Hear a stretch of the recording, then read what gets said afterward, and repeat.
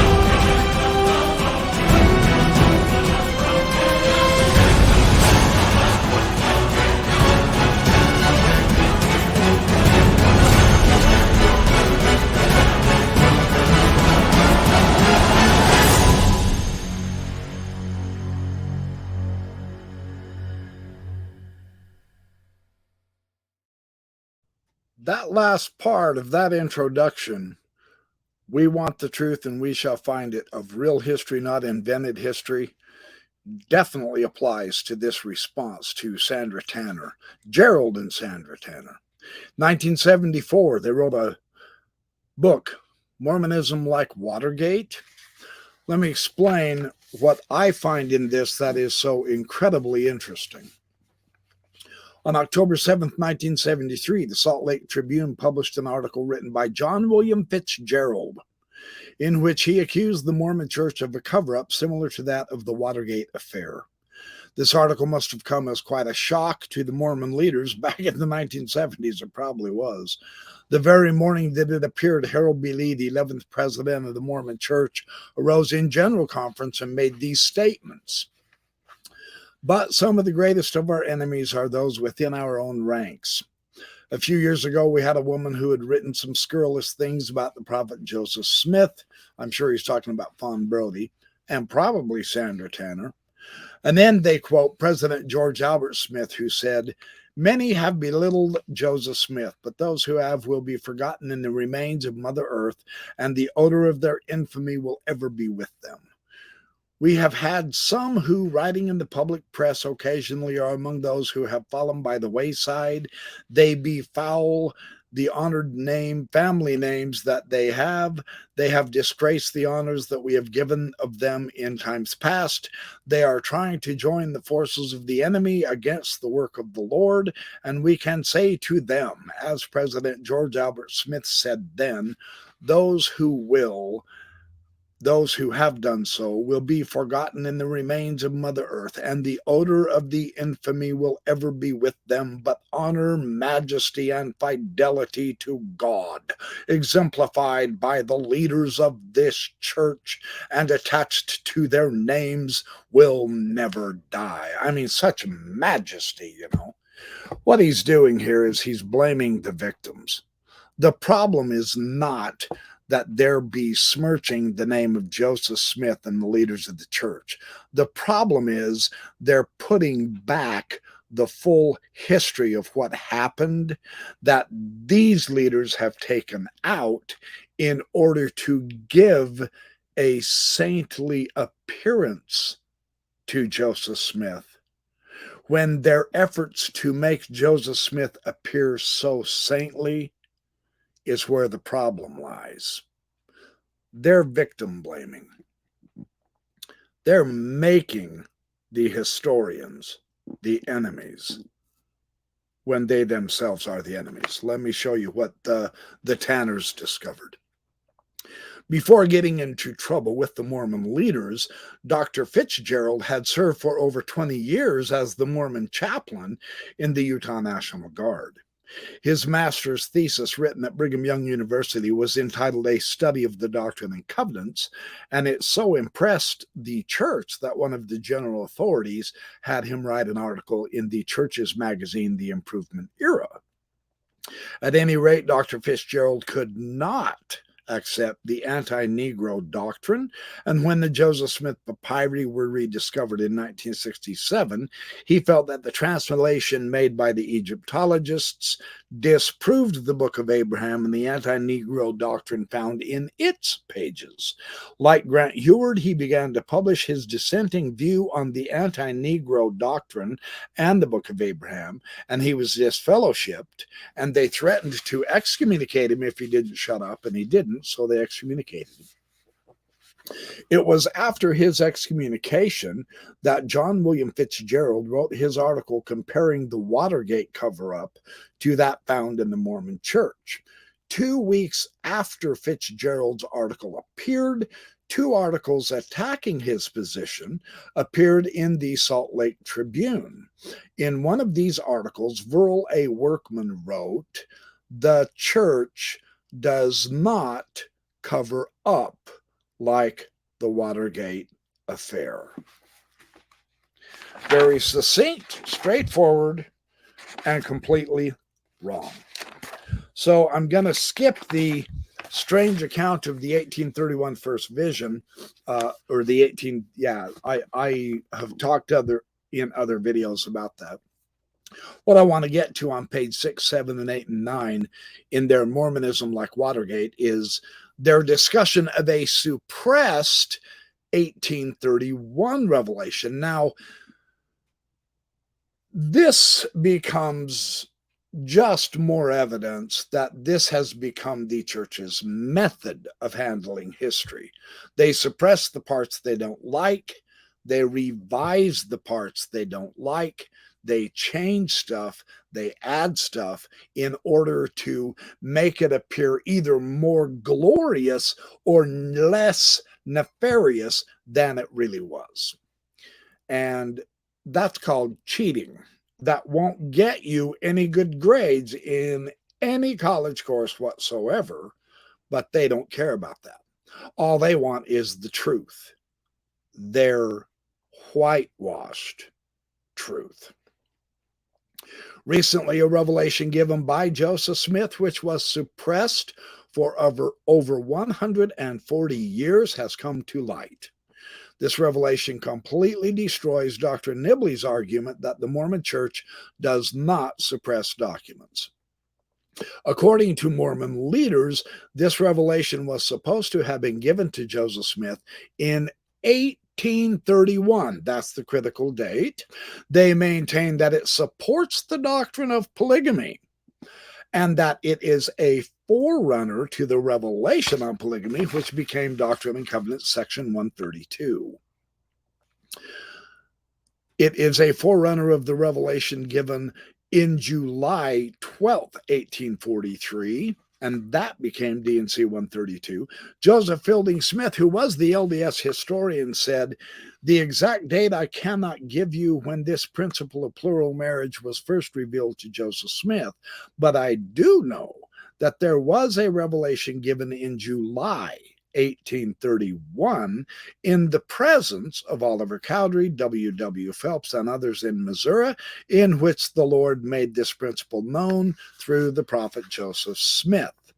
So in 1943, Joseph Fielding Smith told Fawn Brodie about this revelation, but he wouldn't let her see it. Here's what she's described it as. Joseph S. Smith Jr., the present historian of the Utah Church, asserted to me in 1943 that a revelation foreshadowing polygamy had been written in 1831, but that it had never been published. In conformity with the church policy, however, he would not permit the manuscript, which he acknowledged to be in possession of the church library, to be examined. Why not? That's what I want to explore. This is what the Tanners explored. The amazing thing is, Michael Marquardt also began getting wind of this, and I made a telephone call to Michael, and I asked him if I could record parts of our conversation, which I will share with you. I just talked to him this morning on the phone. Mr. Marquardt began to do research with regard to the 1831 revelation. He found that some Mormon scholars had copies of this revelation, but they had to promise not to make any copies. Finally, Mr. Marquardt learned what appears to be the real reason why the revelation was suppressed, that the revelation commanded the Mormons to marry the Indians in order to make them more white and delightsome. The blatant racism of marrying the Indians in polygamous marriages in order to fulfill the Book of Mormon prophecy of turning the dark, filthy savages into civilized, white, and delightsome, better people is the point of this 1831 revelation. And it is based on the cursed with the same skin of darkness and loathsomeness that the Lamanites had in the Book of Mormon. And so they were trying to fulfill the prophecy of turning them into white and delightsome. President Kimball ludicrously talked about that in the conference of October 1960, where he said, I am looking at the Indians and they really are becoming more white and delightsome people now. They are lighter shades of dark and now they're becoming whiter. And it's glorious. We are so seeing the fulfillment of Book of Mormon prophecy. And then later on, they did the Indian placement program where they took the Indian kids and put them into white people's homes to take the culture of the Indians away and convert them to Mormonism, and yet continue turning them into white and delightsome people. And of course, from the civil rights movement in the 1960s, that program bombed. It fell apart. So while Spencer W. Kimball seems to feel that the Indians are to be made white by the power of God, which is what he attributed to in the conference, Michael Marquardt learned that Joseph Smith's 1831 revelation says they are to be made white through intermarriage with the Mormons. And it is because of this fact, the Mormon leaders seem to feel that it was necessary to keep this revelation from their people. Just like Watergate, right? And this is part of the revelation. I'm not going to read the whole thing because there's a whole lot of context and blah, blah, blah. Verily, verily, saith the Lord, your Redeemer, even Jesus Christ, the light and the life of the world. He cannot discern with your natural eyes the design and purposes of the Lord your God in bringing you thus far into the wilderness for a trial of your faith, and on and on and on. I'm going to just take you to the meat of the revelation. It goes on for an entire column. So, verily I say unto you, you are laying the foundation of a great work for the salvation of as many as will believe and repent and obey the ordinances of the gospel and continue faithful to the end. For as I live, saith the Lord, so shall they live. Verily I say unto you that the wisdom of man in his fallen state knoweth not the purposes and the privileges of my holy priesthood, but ye shall know when ye receive a fullness by reason of the anointing. For it is my will that in time ye shall take unto you wives of the Lamanites and Nephites, that their posterity may become white, delightsome, and just. This is supposed to be coming from Jesus. For even now their females are more virtuous than the Gentiles. Gird up your loins and be prepared for the mighty work with which the Lord is preparing the world for my second coming to meet the tribes of Israel, etc., etc., etc. You get the point. About 3 years after this was given, I asked Brother Joseph, now this was reported by William W. Phelps, which Mike Marquardt talks about in our conversation. Now, and Phelps also says that about 3 years after this was given, I asked Brother Joseph privately how we that are mentioned in the Revelation could take wives from the natives as we were all married men, and he replied instantly, We will do it in the same manner that Abraham took Hagar and Keturah, and Jacob took Rachel, Bilhah, and Zilpah by revelation. The saints of the Lord are always directed by revelation. So now, according to what Michael Marquardt could learn, the original revelation is preserved in the vault in the LDS Church Historians Library. The paper on which it was written has the appearance of being very old.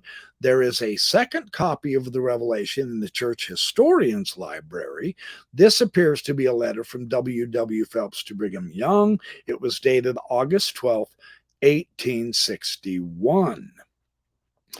This is a revelation of Joseph Smith given over the boundary west of Jackson County, Missouri on Sunday morning, July 17th, 1831, when 7 elders, Joseph Smith Jr., Oliver Cowdery, W. W. Phelps, Martin Harris, Joseph Coe, Ziba Peterson, and Joshua Lewis, united their hearts in prayer in the private place, and then came that revelation that they were to marry the Lamanite women. We were to take wives from the natives, is the idea. So let me share this conversation I had with Mike Marquardt, because this is the Tanners, right? And as one of the original founders of Fair Mormon, yeah, I was one of the original 3 founders of Fair Mormon. And I basically, after a few years, I realized I cannot defend the indefensible anymore. And as an apologist for so many years, this comes as a shock. So I don't want to rely just on the Tanners. So I contacted Mike Marquardt himself, and I asked him his opinion. And I want to share a couple of excerpts of our conversation. I asked for his permission, and he graciously granted it. Mike Marquardt on the phone, and this is concerning the suppressed 1831 revelation of Joseph Smith saying that the brethren were going to go to the Lamanites to marry the Indians, to make them a white and delightsome people through marriage. And the Tanners, I've got Mike on the phone. How you doing, Mike? Doing very well. Good. So I've asked Mike to tell me his side of this, because the Tanners mention Mike in this is Mormonism like Watergate. And they mentioned that Mike had found a microfilm copy of the original paper in the Mormon Church's genealogical library, where on June 7th, 1831, he received a revelation in which Ezra Booth was to go to Missouri. And in another area, Mike, they mentioned that you had, where is it? They mentioned that Hiram Andrus was publishing some stuff but suppressing it, and that disturbed you. So they say Mike Marquardt has obtained an accurate copy of the revelation, and he began doing research of the 1831 revelation. And you were told that there were copies, but you weren't allowed to see those copies, so you did some digging on your own. What did you find? How did you go about your research? Well, I found that different scholars had basically at that time a typed copy of the revelation that was recorded by William W. Phelps. Oh, yes. Yeah, that would be 1861 letter, wouldn't it? Yes. And of course, Phelps did mention, I believe in 1845, that there was a revelation. And Ezra Booth, who was actually there in Missouri, mentions that there was a revelation.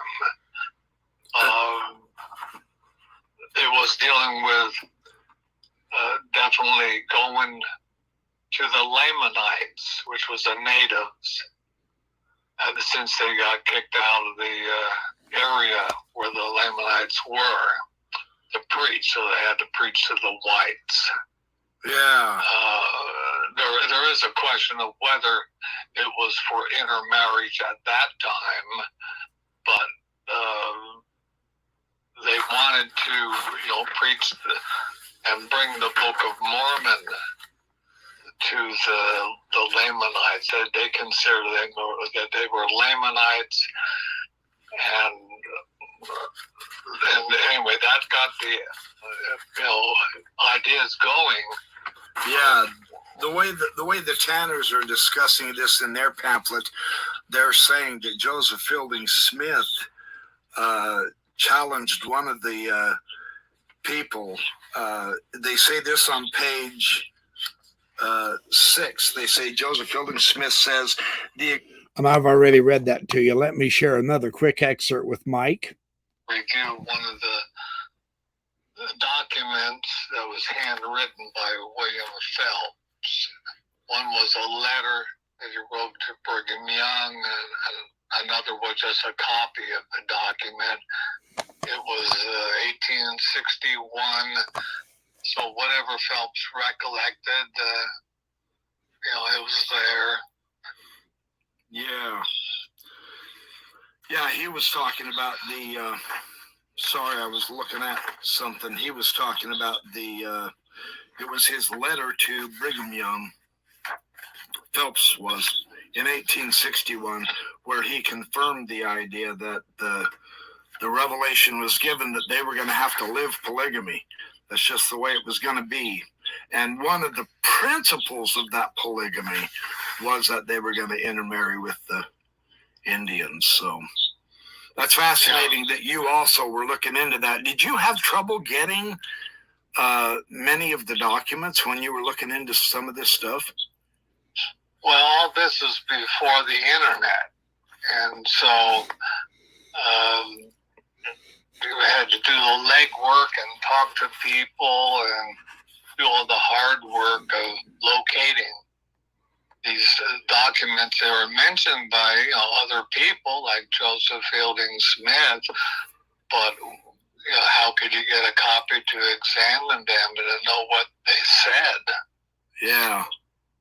So it took a little while, but then I usually share my materials. So it was the time of the Watergate deal. So let me get one more. I've got one more partial. That's true. Well, thank you very much. I just wanted to get your input on this so that we can see that there's more than one person besides the Tanners who are studying history and finding that the history as given by several of the LDS scholars and historians such as Hiram Andrus and Joseph Fielding Smith was not given the full context. One, because it's probably pretty embarrassing to them. I mean, to intermarry among the Indians, to turn them into white and delights them and all that jazz, yeah, that would be pretty controversial, like you've mentioned. But on the other hand, John D. Lee in his journal says that they were I gave Moketus Chief a young horse for an Indian girl some 8 years. And then it cut me off. The Mormons were even buying Indian children from the Indians. It's crazy. And I have that in some of the journals. If you think the Tanners are lying, I have that. And I will share that with you in this podcast. So that was Mike Marquardt. And the idea is, and he said at the time when they first were there in 1831, Mike Marquardt is not sure that they were going to begin intermarrying, but that principle was given to them. And then it was given again in 1825 or 1845, he said, and so on and so forth. So it's very interesting that I wanted to get to this Dr. Hiram Andrus. Now, he was one of the big BYU scholars in the 1970s. He had the God, Man, in the Universe, the Kingdom of God, and so on and so forth. He was at BYU. He actually quotes from the Revelation, but he completely skips over the theme of marrying the Indians in order to turn them into white and delightsome people. And they note him doing that. And then Ezra Booth confirms the revelation.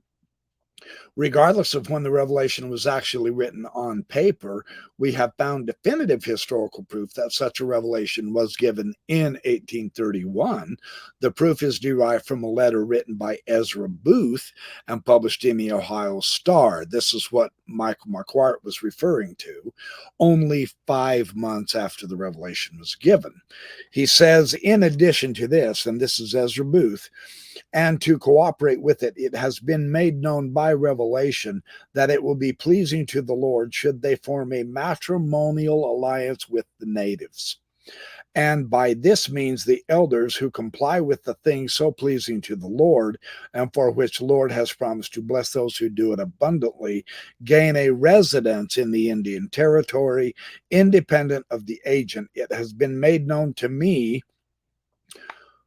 who has left his wife in the state of New York, that he is entirely free from his wife, and he is at liberty to take him a wife from among the Lamanites. It was easily perceived that this permission was perfectly suited to his desires. I have frequently heard him state that the Lord had made it known to him that he is as free from his wife as from any other woman, and the only crime I've ever heard alleged against her is that she was violently opposed to Mormonism. But before this contemplated marriage can be carried into effect, he must return to the state of New York and settle his business, and then go back out among the Indians and start marrying the Indians. Very interesting. So the idea is bleaching the Lamanites. And this is horrendously racist. But this is what the church and its historians at BYU did not want people to know about in the 1830 revelation. They're just trying to confirm that Joseph Smith was not living in adultery because he was given a revelation as early as 1831. See, it's typical apologetic bullshit how they handle their history here. Here are the Lamanites. Now, this is Brigham Young who said this in the Journal of Discourses, Volume 2, page 143. Here are the Lamanites, another example. Their wickedness was not so great as those who slew the Son of God. They sunk into wickedness and evil principles, the most degrading, and have become loathsome and vile. Still, the curse will be removed from them, and they will become a white and delightsome people. That was the goal, because that's what the Book of Mormon taught. And that was the Mormon doctrine. The way they implemented to fulfill that prophecy was marrying them in polygamous relationships. The fact that the Mormon apostle Orson Hyde encouraged marriage with the Lamanites is verified in the diary of Hosea Stout, and I have that diary. In fact, I will read how the Tanners say it. Elder Hyde held a meeting in the evening. In the discourse, he recommended the marrying of squaws in the most positive and strong terms, and particularly immediately taking Mary, an old haggard mummy-looking one who had been here all winter long, and it made the brethren mock and make merry of the whole idea. But they did marry off one of the Mormons to this Indian squaw. That is in Hosea Stout's journal, and I do have that. This is the Journal on the Mormon Frontier, the diary of Hosea Stout. And this is Tuesday, 9th of May, 1854. I will read straight from the historical record. This is on page 516 of Volume 2. John Appleby organized the county of Green River by appointing Robert Alexander clerk of probate court, William A. Hickman, sheriff, also assessor and collector, as well as prosecuting attorney. He also appointed other requisite officers. Elder Hyde held a meeting in the evening. In the discourse, he recommended the marrying of squaws in the most positive and strong terms, and particularly the immediate taking Mary, an old haggard mummy-looking one who had been here all winter. I mean, this is the source that the Tanners were showing that the Mormons were doing that. The Tanners quote this. They are not suppressing it. They are not distorting it. They are not misrepresenting the historical issue or the context. That is what the Mormons were doing. The Tanners had it right. It is the Mormons who left all of this material out in order to justify polygamy. But they were embarrassed as hell, rightly so, in the manner in which Jesus Christ supposedly told Joseph Smith on how to turn the Indians white and delightsome. The very principle of judging them in that manner is heinously racist. It is appalling, and yet there you go. There's the early Mormon view.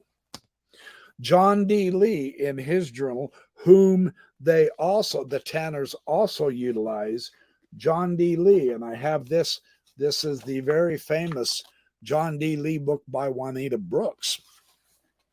On page 263, mentions on October 11th that there were also two Indian girls, Jacob Hamblin's Indian wife Eliza and Ira Hatch's Indian wife. So this is further evidence in the John D. Lee journals that the Mormons were obeying the revelation. Historically, we have the evidence that that is what they were doing. So the really crazy thing is, since Brigham Young did not publish the 1831 revelation, the Mormon people were somewhat divided over the issue of marrying the Indians. According to Juanita Brooks, Marion J. Shelton wrote the following to Brigham Young in a letter dated December 18, 1858. As this is Sunday, we had quite an interesting day in meeting. The great and all-absorbing question of amalgamation with the natives was spoken of by length by Brother Freem, one of our 70s. He holds forth that it is our duty as Latter-day Saints to take the Lamanite women to wife, and by that means make them our fast friends. On March 4th, 1863, Brigham Young wrote a letter to Jacob Hamblin, and here's what he told Hamblin. I have written to Brother E. Snow in relation to marrying Moki girls, informing him that the brethren were at liberty to do so, but that in case a person at the time had a wife, the parties would have to come here to have the ceremony performed. Otherwise, they can be married there. That is in the Utah Historical Quarterly. And yeah, further in John D. Lee's journal, they say he married a squaw to H. Barney in September 1858. And Lee recorded on the night of the 18th, I was notified to appear before Bishop Davis to answer the charge of being accused of marrying a squaw to H. Barney, contrary to the order of the PH. I don't know what that means. They said it was a sham marriage, and he justified the marriage through the bishop's council. And so that's interesting. Lee said that in 1859, the Mormon apostle, Amasa Lyman, advised him to marry his Indian girls, Alice and Alnora, married to me by Jacob Hamblin, in order to throw a shield of protection around them. And he considered them capable of understanding the nature of a marriage covenant, etc. Under the date of May 29, 1859, John D. Lee recorded that I also gave Mokitas chief a young horse for an Indian girl some 8 years of age, also traded for a buckskin. Juanita Brooks says that the traffic in Indian children had been going on for nearly a century. Wow. They were trafficking the Indian children to help turn them into white and delightsome. Is it any wonder they suppressed this?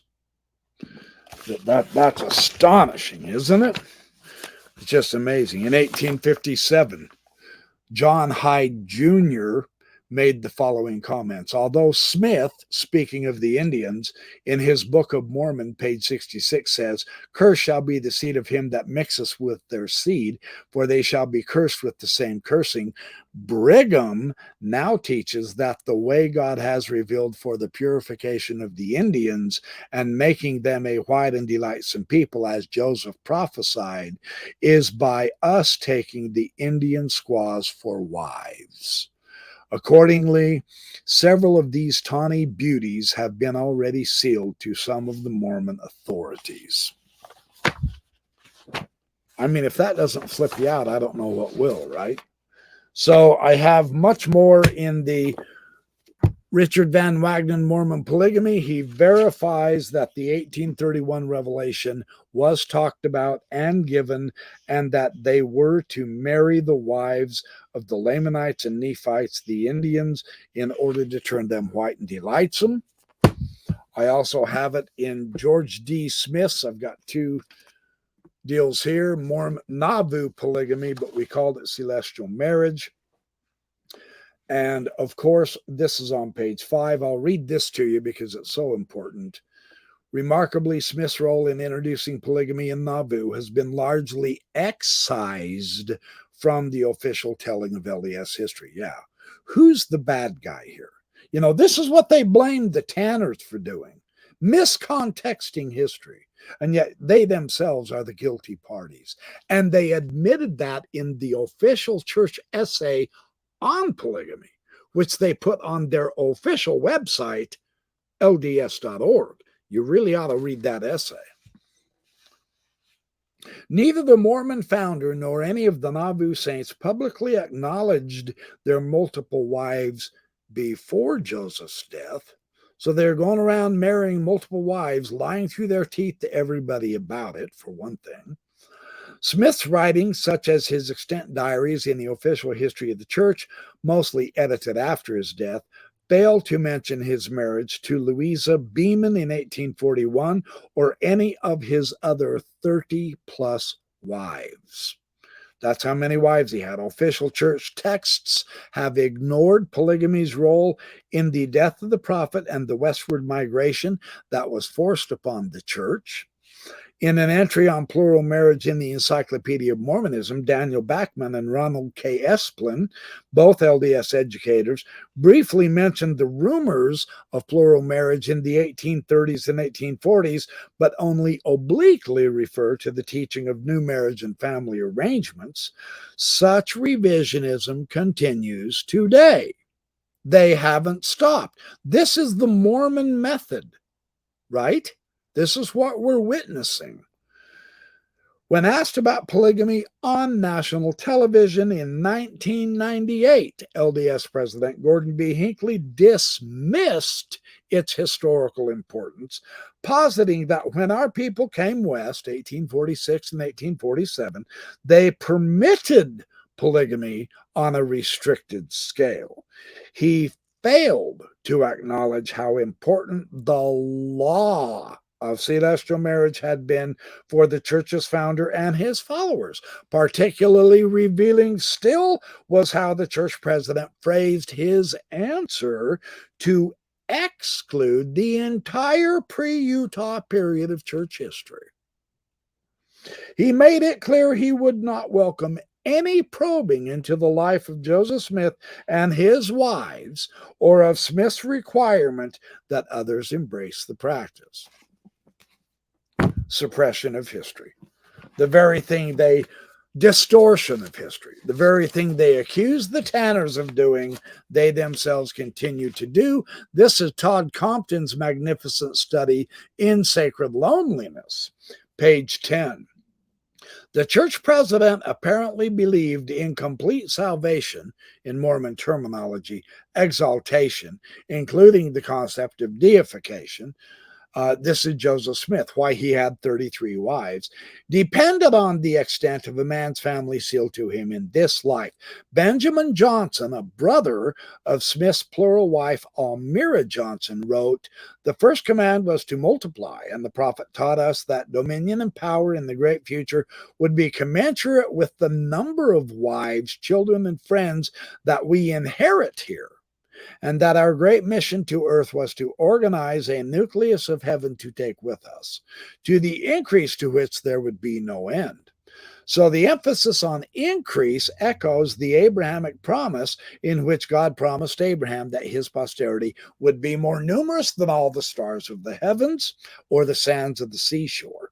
Early Mormons taught that the doctrine of plural marriage was revealed to Joseph Smith while he was engaged in the work of translation of the scriptures.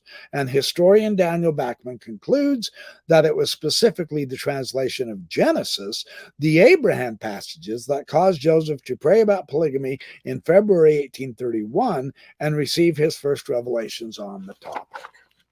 And then, more of the same. He confirms the W. Phelps, this is on page 27 of Todd Compton's book In Sacred Loneliness. He confirms the 1861 letter of W. Phelps to Brigham Young that Joseph Smith received a revelation that they were to intermarry among the Lamanites. So here's my point in bringing all this up. Todd Compton was a faithful Latter-day Saint when he wrote this book. The fallout of this book just shocked the hell out of him. He did not realize it was going to be so vehemently hated. And I'm not quite sure if he's still active in the church or not. But, the Mormon history has been so whitewashed that when the actual history comes out, the Mormons can't even recognize it. That's how good of a job the church has been at changing the history and then turning around and accusing people like the Tanners of doing so, right? But there's a valid historian, Todd Compton, another historian, more Nauvoo polygamy, but we call it celestial marriage, says the same information. And another Mormon in Mormon Polygamy, a History, Richard Van Wagner, also has shown that that is accurate. The diaries of John D. Lee that I possess also verify what the Tanners said, and the Hosea Stout Journals on the Mormon Frontier. There's 2 copies. It's kind of cool how they did the spine of this, because when you put it together, you see them. That's kind of cool. When you take it apart, there's 1/2 and 1/2. So that's kind of a fun way to do the cover. But Hosea Stout also verifies that. So my point in this is simple. We have no historical justification for smearing the critics, the historians who bring out the full picture, when it is the church who has left out the full picture and then accused those who wish to see the full history of being evil or misled and actually excommunicating them. That's not just. That's not right. That's evil. That's evil. And so the Tanners have been verified again and again and again. They did win this war because the church's own essays on so many topics, the polygamy, the blacks in the priesthood, the book of Abraham, all of these topics, the Adam God, all of these topics, the essays put on the church's website. And no, it's not anti-Mormons who hacked the website. That's how incredibly whitewashed the Mormon church's history has become, is because Mormons on the internet were alarmed when the essays showed up on the church site, because they thought the anti-Mormons had hacked the church's website and they were trying to get in contact with the church to warn them that the anti-Mormons have put their crap on your site, when it was in fact a notice none of the essays are signed. Right? The first presidency didn't dare sign them because, of course, they're admitting to the fact that they have really not been honest with their own history. So they had Mormon scholars write these essays. So no one is able to be pinned down on who's responsible for these essays. And yet they are part of the new Mormon attitude of full disclosure. And that's what the Joseph Smith Papers Project is now trying to do as well. Finally. But let's make no mistake about it. And I heard Sandra Tanner on a brand new John DeLynn podcast with John DeLynn on Mormon Stories, where she said the real credit for getting the Mormon Church to finally grow up and mature and face history squarely instead of cheating and lying and threatening and cajoling everyone else and excommunicating everybody for finding the fuller truth. The Tanners won the argument. They really did. They did not cheat or lie about the information that they had in their booklet, Mormonism Like Watergate. Mormonism has acted like Watergate from day one, as far as that goes. Joseph Smith hiding polygamy himself, etc. And it goes on and on and on and on, all the way up to right now with this SEC fine of the Mormons for doing what? Suppressing how much money they have, lying to the government, the public, and the church. And it's your money, you Mormons. The church has never changed its method of operation. The real question is this the honest and actual Lord's way? And I suspect that every Mormon deep down, even though they're denying any wrongdoing with the church on this SEC scandal, who are defending the church no matter what, I suspect deep down, you know better. You're either just too scared or you're too willing to support the fraudulent behavior of the pattern of Mormonism.